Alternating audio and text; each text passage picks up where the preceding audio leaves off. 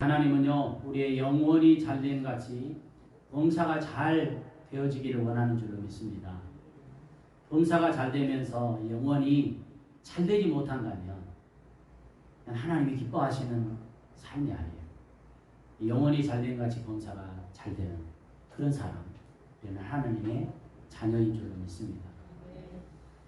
자, 어느새 9월이 되었네요. 참 세월은 빠르게 흘러간 것 같습니다.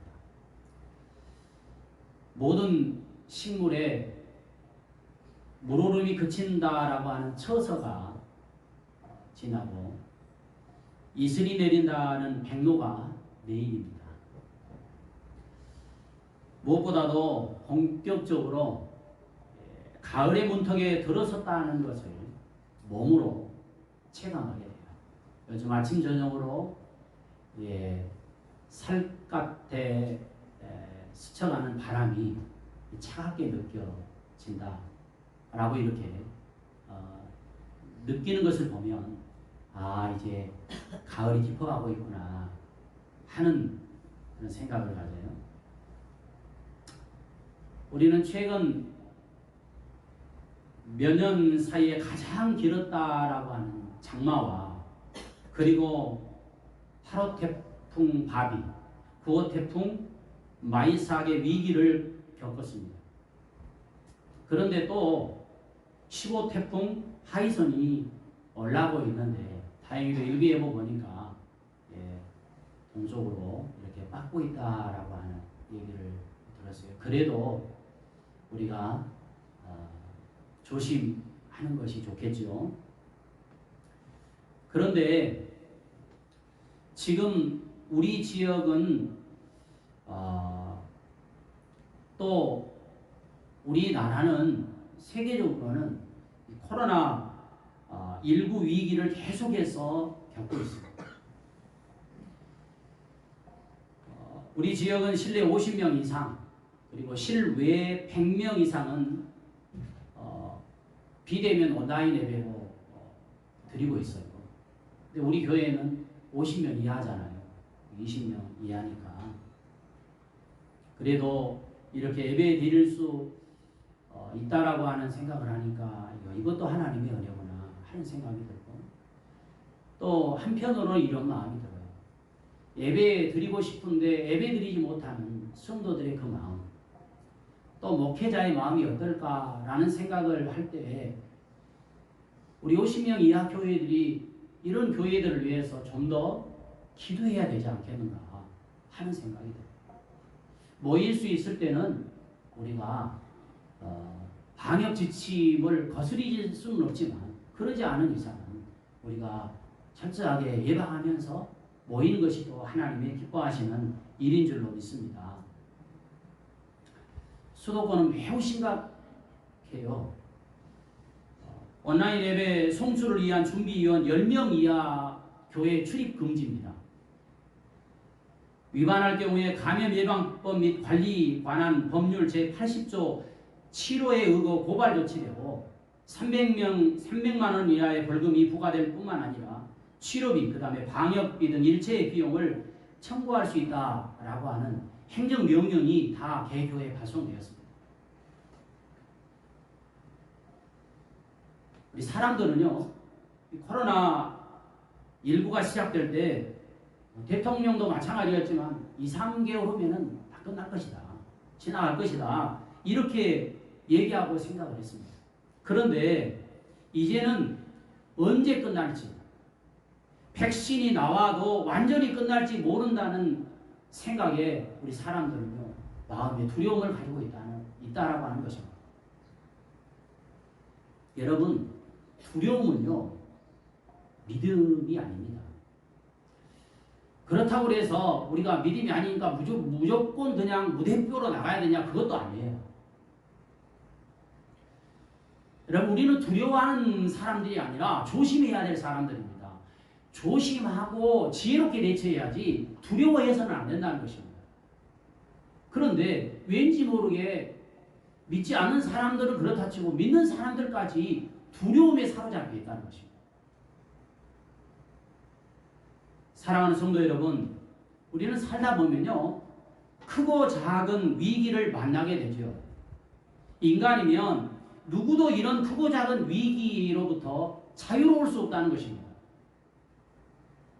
그런데 여기서 중요한 것은요, 이런 크고 작은 위기를 만났을 때 어떻게 대처해야 할 것인가 하는 것이죠. 위기를 극복한 기업이 더욱 강해지는 이유라고 하는 책이 있습니다. 위기를 극복한 기업이 더욱 강해진다. 여기에서 7가지를 제시하는데 다 말씀드릴 수는 없고 4가지만 말씀을 드리려고 합니다. 첫 번째 원칙이 뭐냐면 크고 작은 위기를 만났을 때 긍정적인 마음을 가지라라고 이렇게 얘기해요. 여러분, 기업뿐만 아닙니다. 교회는 기업이 아니잖아요. 우리 믿음도 마찬가지예요. 항상 긍정적인 마음을 가지라는 거예요.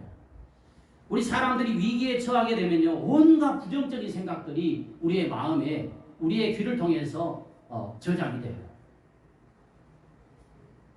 그럴 때 부정적인 생각들을 극복하도록 노력하면서 또 거기에 대해서 비난도 받습니다. 미래에 대한 불길한 생각까지 들어요. 이럴 때일수록 이런 것들을 물리치고 우리의 마음속에 긍정적인 마음을 가지고 절망하지 말라는 것입니다.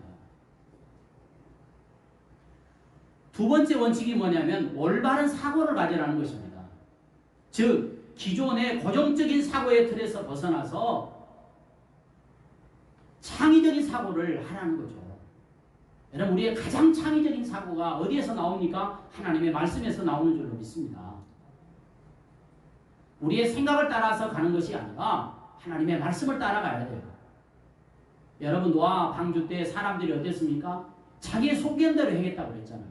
자칫 잘못하면 이 코로나 바이러스에 대해서 자기 소견대로 살아가버린 신앙생활하는 사람들이 많더라고요. 세 번째는 올바른 기술을 습득하라는 것입니다. 여러분, 전쟁터에 나가는데 낡은 무기를 가지고 어떻게 싸울 수가 있겠습니까? 새로운 무기를 가지고 나가야 싸울 수 있다는 거죠. 네 번째, 마지막으로는 건강한 영혼을 가지라고 말씀합니다. 저는 여기에 굉장히 마음이 와닿았어요. 여러분, 영성은 긍정적인 경제력이 있다라고 말을 해요. 여러분, 영성이 강해져야 돼요. 최근 들어서 제가 페이스북에 이런 글을 올렸습니다. 요즘 제가 아침에 개인 기도를 마치면 동료 목사님과 함께 산을 가요. 1시간 10분 정도 이렇게 돌고 오는데 사람들이 다 마스크를 쓰고 오더라고요. 근데 그 동료 목사님이 하는 말이 뭐냐면 마스크를 쓰고 가지 않으니까 어떤 사람이 오다가 쭉 떨어져서 빙 돌아가더라는 거예요. 그러면서 왜 마스크 안 쓰고 다니냐고. 왠지 모르게 사람들이 거리감이 더 생기는 것 같은 그런 느낌을 주고 있어요.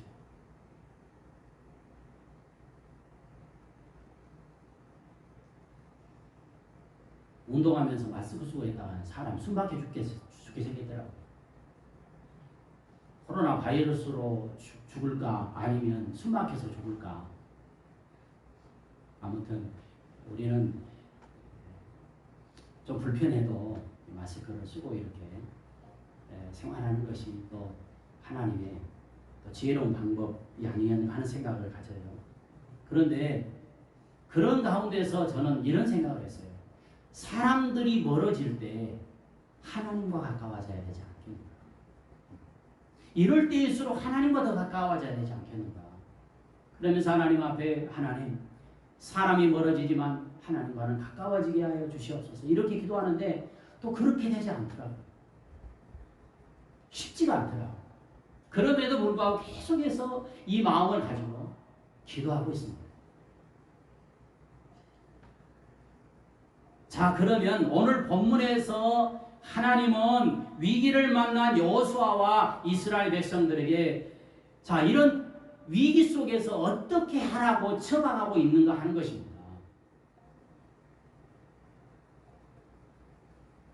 첫 번째 처방은요. 한번 따라할까요? 믿음의 목표를 분명히 하라. 여러분 첫 번째가 뭡니까? 믿음의 목표를 분명히 알아는 것입니다. 우리가 크고 작은 위기를 여러분 꼭 코로나 바이러스가 아닙니다. 살다 보면 이런 위기를 만날 수 있어요. 그럴 때 우리에게 중요한 게 뭐냐면 믿음의 목표를 분명히 하라는 것입니다. 지금 40년 동안 이스라엘 백성들을 이끌어왔던 모세가 죽었습니다. 아직 이스라엘 백성들 가나안 땅까지 가야 했습니다. 요단강을 건너야 합니다. 또 요단강을 건너서 가나안 땅에 살고 있는 적들과 싸워야 했습니다. 지금 여호수아에게는 잘 훈련된 군사도 우수한 무기도 뛰어난 전략도 없었어요.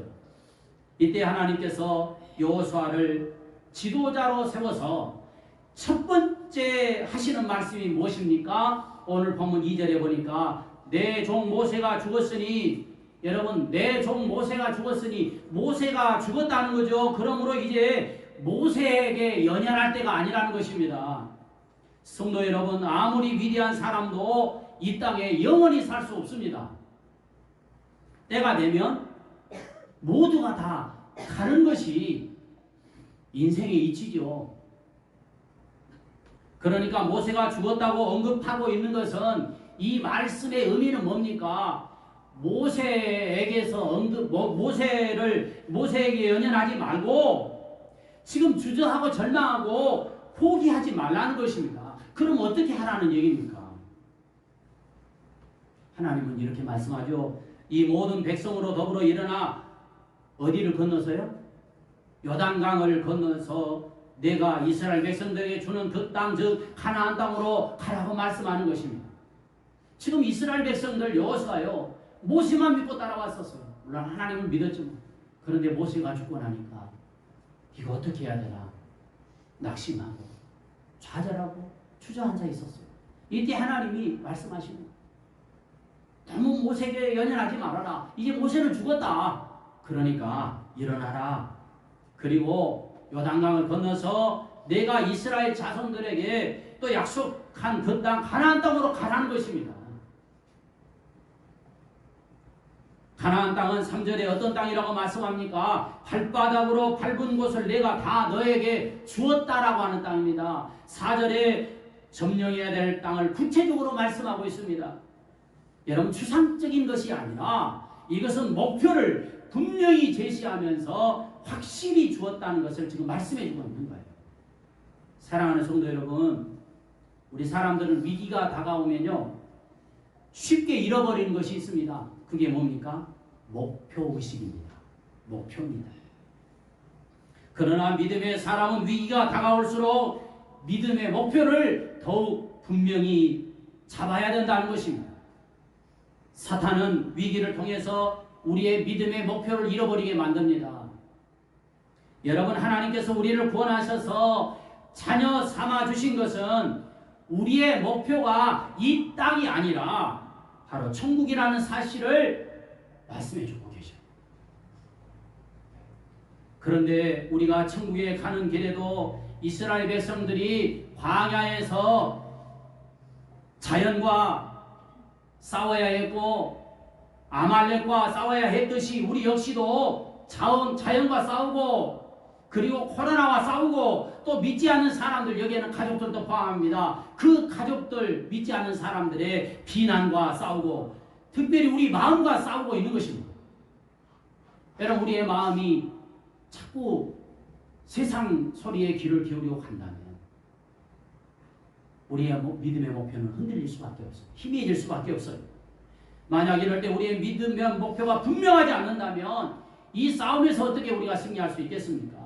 그러므로 신앙인은 크고 작은 위기 앞에서 절망하고 좌절할 것이 아니라 위기를 풀어 주어서 답을 가지고 계시는 하나님 앞에 나가서 부르짖음으로 우리의 믿음의 목표를 분명히 세워갈 수 있기를 축복합니다.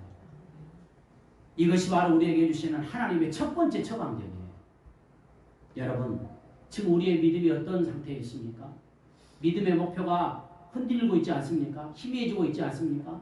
그렇다고 한다면 오늘 말씀을 우리의 마음에 새겨야 될 줄로 믿습니다. 두 번째 처방전이 무엇입니까? 두 번째 처방전은 한번 따라할까요? 마음을 강하게 하고 담대히 하라. 모세의 죽음이란 위기 앞에 서 있는 여호수아에게 일어나 약속의 땅 가나안 땅에 들어가라고 말씀하신 하나님께서 여호수아에게 두 번째 말씀하신 것은 6절 말씀 우리 다 같이 한번 읽겠습니다. 6절입니다. 시작. 강하고 담대히 하라 이렇게 말씀해요. 7절도 보니까 이렇게 말씀합니다. 극히 담대히 하라.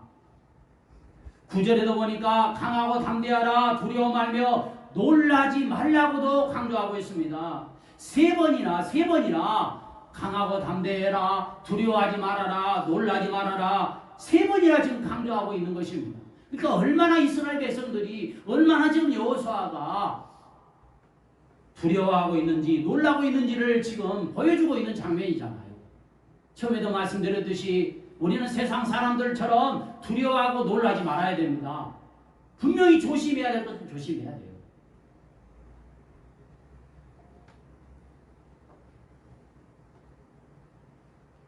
지금 여호수아는 요단강을 넘어야 될 사명을 받았어요. 앞으로요 요단 여리고성을 무너뜨려야 됩니다. 그렇다고 좋은 무기가 있는 것도 우수한 정예 군사가 있는 것도 특별히 전략이 있는 것도 아니었습니다. 정말 어떻게 보면 두려워할 수밖에 없는 상황이었어요. 위기를 당하면 사람의 마음에 가장 먼저 찾아오는 게 뭡니까? 이게 두려움이에요. 두려움.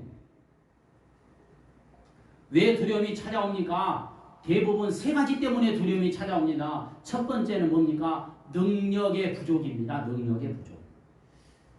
부도의 위기에 처할 때 돈이 없습니다. 병이 들었는데 의술로 고칠 수 없는 병이 있습니다. 그러면 사람들의 마음에는 두려움이 찾아와요.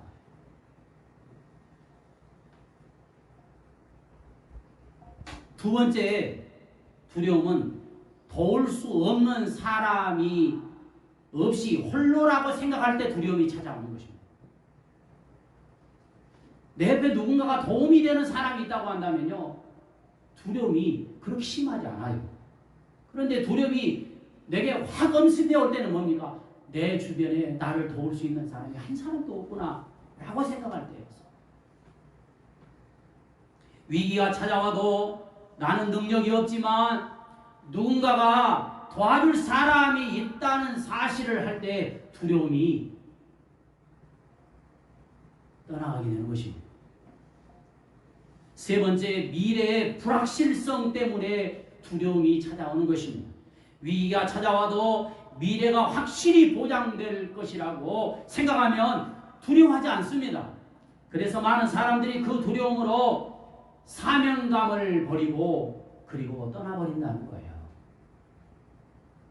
여러분 제자들이 어땠습니까? 두려움 때문에 예수님을 다 버리고 떠나버렸잖아요. 그런데 그 뒤로 왜 이 두려움이 떠나갔습니까? 성령의 능력이 임하니까 두려움이 떠나가게 된 것입니다. 순교하기까지 그들은요 믿음을 지켰어요. 사명을 감당했어요. 하나님의 인간의 이러한 마음을 너무나도 잘 아시는 분이기 때문에 하나님께서 여호수아에게 두려워하지 말고 마음을 강하게 하고 담대히 하라고 말씀하고 있는 것입니다. 왜요? 왜?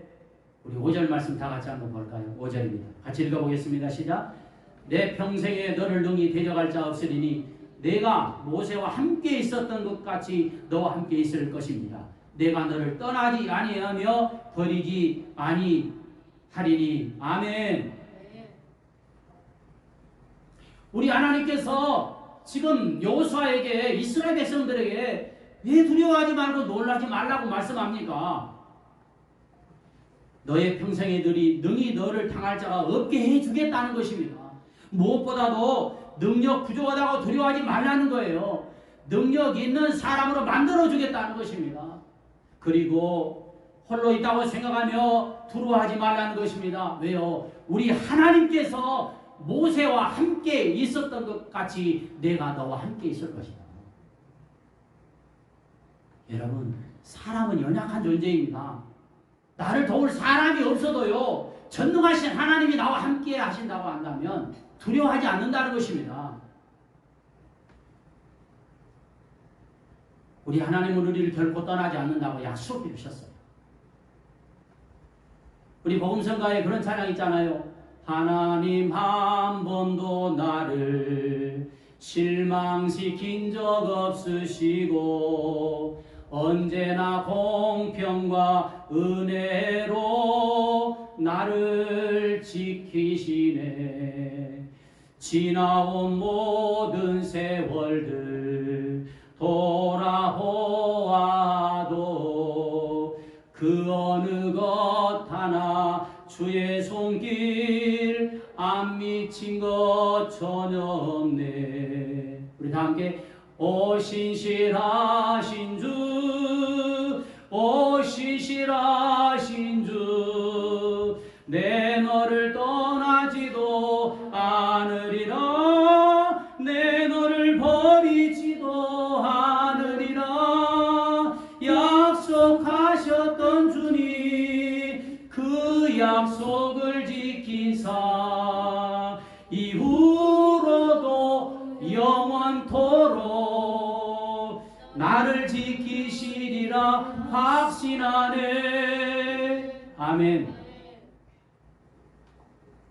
하나님 한 번도 나를 실망시킨 적 없으시고 언제나 공평과 은혜로 나를 지키셨네. 지나온 모든 세월들 돌아보아도 그 어느 것 하나도 주의 손길 미치지 않은 것이 없네. 오 신실하신 주,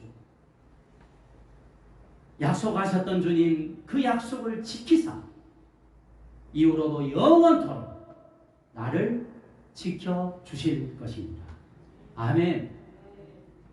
9절에도 보십시오. 어디로 가든지 내 하나님 나 여호와가 너와 함께 하느니라. 인간은 간사합니다. 인간은 간사해요. 우리 목사님 무슨 소리 하나? 그럼 나도 간사하다는 얘기가? 저 역시도 어떻게 보면요 간사하다고 할 수 있어요. 좋을 때는요 사람이 언제나 다 그냥 좋을 수 있지만 어떤 내 개인적인 이익과 관계되면요 사람은 확실하게 등을 돌려요. 감정이 부딪히면요 그렇게 좋았던 사이도요 등을 돌려버립니다. 쉽게 떠나고 쉽게 배신해버립니다. 그러나 우리 하나님은 영원토록 우리를 떠나지 아니하고 버리지 않겠다고 약속해 주셨습니다. 세상 끝날까지 우리와 함께 하십니다. 우주를 섭리하시고 우리 인생을 다스리시는 우리 하나님이 우리와 함께 하시는 것을 확신하시기를 바랍니다. 천지를 창조하신 하나님, 우리 인생의 생사 화복을 주관하시는 우리 하나님이 저와 여러분들과 함께 하시는 줄로 믿습니다. 우리는 앞으로 어떤 일이 벌어질지 아무도 몰라요. 그러나 어떤 일이 벌어진다 할지라도 하나님이 우리를 떠나지 아니하시고 우리와 함께 하신다는 것, 모두가 나를 배신하고 떠난다 해도 하나님은 영원토록 우리와 함께 하신다는 사실을 확신하며 살아가시기를 주의 이름으로 축복합니다. 우리의 미래에 아무것도 알지 못합니다. 우리 나라가 어떻게 될지, 우리 교회가 어떻게 될지, 우리 인생이, 우리의 가정이, 우리 자녀가 어떻게 될지 우리는 아무도 몰라요. 위기를 만나면 우리는 불안하고 염려, 두려움으로 우리 머리에 또 가득 채워지는 것입니다. 그러나 확실한 것이 있습니다. 하나님이 인류의 역사를 주관하시고 그 하나님이 영원토록 우리와 함께 하셔서 하나님이 원하시는 일을 우리를 통해서 이루고 완성하신다는 사실이에요. 그러므로 여러분 무엇보다도 우리에게 중요한 것이 뭐냐? 한번 따라할까요? 마음을 강하게 하고 담대히 하자. 아멘. 여러분 그냥 자기 배짱에 의해서 하는 것이 아니라 하나님이 함께 하시기 때문에 그러라는 거예요. 하나님이 함께 하시기 때문에. 마지막 세 번째 처방전이 뭡니까? 크고 작은 위기를 만났을 때 지금 여호수아와 이스라엘 백성들의 위기를 만났을 때 뭐합니까? 말씀으로 극복하라고 말씀하고 있는 거예요. 한번 따라할까요? 말씀으로 극복하자. 하나님께서 위기 앞에 서 있는 여호수아에게 승리할 수 있는 무기가 무엇이냐고 무기가 무엇인가를 말씀하고 있어요.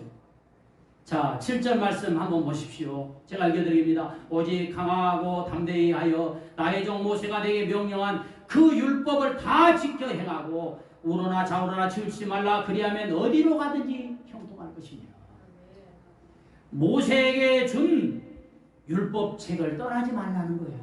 지켜 행하라는 것입니다.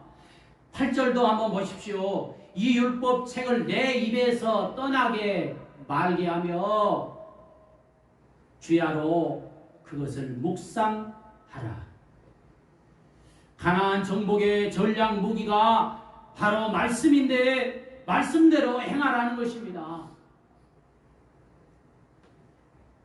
오늘 말씀 보니까 뭐라고 한번 따라가요. 오직 극히 오직 말씀입니다. 극히 말씀입니다. 약속의 땅을 정복하는데 가장 관건이 되는 것은 무엇입니까? 하나님과의 올바른 관계인 것입니다. 올바른 관계를 유지하기 위해서 가장 필수적인 것이 정복, 정착, 전쟁에 있어서 하나님의 율법을 신실하게 준행하라는 것입니다. 백성을 지도하기 위한 지도, 지침이 곧 하나님의 말씀이라는 거예요. 내 뜻대로 말고 하나님의 뜻대로 하라는 것입니다. 정도를 이탈하여 인간적인 생각을 쫓아서 행하지 말라는 것입니다. 입에서 떠나지 말게 하고 주야로 그것을 묵상하라는 거예요. 그리고 뭡니까? 지켜 행하라는 것이죠. 말씀을 실제 생활 가운데 적용하라는 것입니다. 여러분, 저도 여러분도 마찬가지지만 저도 설교를 전해놓고요. 한 주간 동안 계속 묵상하는 것입니다. 하나님, 이 말씀대로 살아가게 해주시옵소서. 이 말씀대로 생각하면서 이 말씀대로 행하게 하여 주시옵소서. 왜 그렇게 하라고 말씀합니까? 그렇게 할 때 인생이 보장되기 때문인 것입니다. 7절 하반절에 보십시오. 그리하면 뭐 한다고 그랬습니까? 어디로 가든지 형통할 것이다. 아멘. 8절 하반절에 보면 그리하면 내 길이 평탄하게 될 것이고 내가 형통하게 될 것이라는 것입니다. 성도 여러분, 위기의 시기에는 무엇보다도 하나님의 말씀을 원칙대로 적용하며 살아야 돼요. 하나님의 말씀대로 사는 것이 곧 형통과 평탄의 길인 것입니다. 미래가 보장되는 길은 하나님의 말씀을 기준 삼고 말씀이 가라고 하면 가고 말씀이 멈추라고 하면 멈추는 것입니다. 흔들리지 말고 기준을 분명히 하라는 거예요. 좌로 치우치지 말고 원칙을 분명히 하라는 것입니다. 원칙을 환경에 따라서 바꾸어버리면 안 된다는 거예요. 우리 사람들은요, 자꾸만 위기를 만나면 원칙을 환경으로 바꾸어버려요. 환경으로 바꾸어버려요.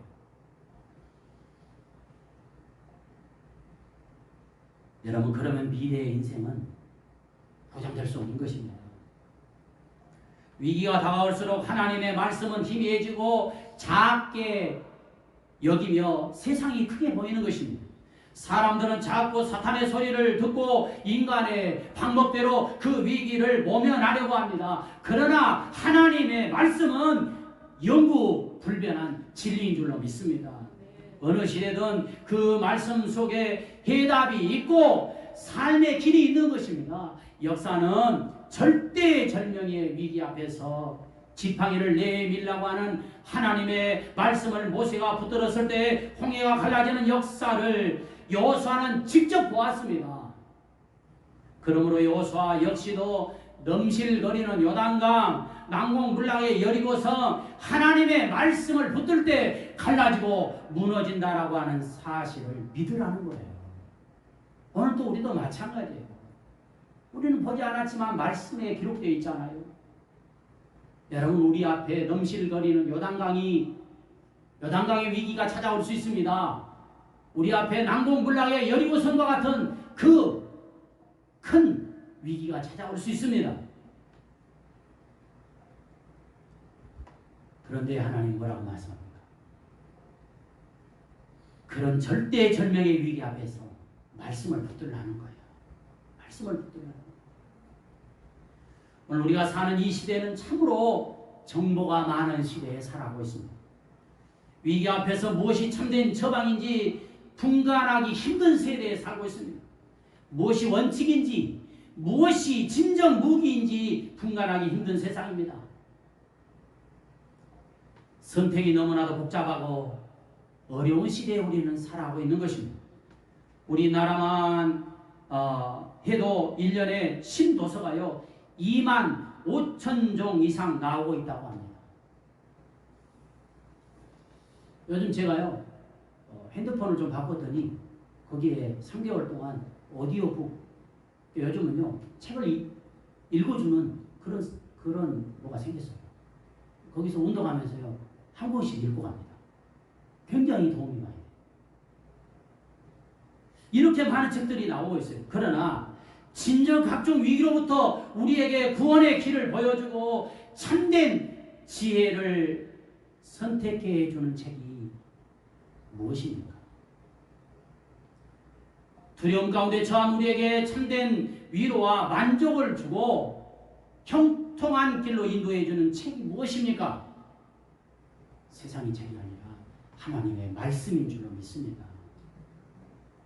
하나님의 말씀은 지혜의 근본입니다. 하나님의 말씀 속에 진리가 있고요. 하나님의 말씀 속에 행복한 삶의 원리가 있고 위로와 평강과 기쁨과 소망이 하나님의 말씀 속에 있습니다. 하나님의 말씀이 우리에게 구원에 이르는 지혜를 주어서 영원히 구원받는 사람으로 온전케 합니다. 불안으로 가득 찼던 마음에 말씀이 들어오면요 마음의 두려움이 사라지고 평강이 오는 것입니다. 범민과 고뇌에서 헤매던 사람들이 말씀을 들으면요 소망과 기쁨이 찾아오는 것입니다. 나태와 게으름으로 인생을 살던 사람이 말씀을 들으면 마음에 뜨거운 열정이 생기는 것입니다. 하나님의 말씀은 살아있습니다. 하나님의 말씀은 활력이 있습니다. 어떤 무기보다도 강한 무기가 하나님의 말씀인 줄로 믿습니다. 우리 8절 말씀 다시 한번 우리 읽어볼까요? 8절 시작. 이 율법책을 내 입에서 떠나지 말게 하며 주야로 그것을 묵상하여 그 안에 기록된 대로 다 지켜 행하라. 그리하면 내 길이 평탄하게 될 것이며 내가 형통하리라. 아멘.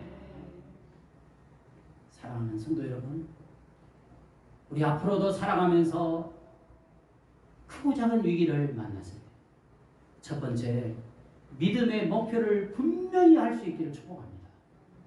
두 번째, 마음을 강하게 하고 담대히 하시기를 바랍니다. 위기 앞에 두려워하며 포기할 것이 아니라 하나님이 함께 하시기 때문에 우리는 마음을 다잡고 강하게 하고 담대한 마음을 가지고 살아가면 하나님이 역사하시고 하나님께서 이 두려움을 몰아내어 주실 줄로 믿습니다. 세 번째, 하나님의 말씀으로 극복하시기를 주의 이름으로 축복합니다. 여러분, 말씀이 해답입니다. 인생의 모든 문제의 해답은요 어디에 있다고요? 하나님의 말씀에 있는 것입니다. 여러분, 이 말씀 붙잡고 끝까지 하나님을 사랑하시면서 그리고 믿음 안에서 승리하는 우리 모두가 되시기를 주님의 이름으로 축복합니다. 기도하겠습니다. 살아계신 하나님 아버지, 우리가 살아가다 보면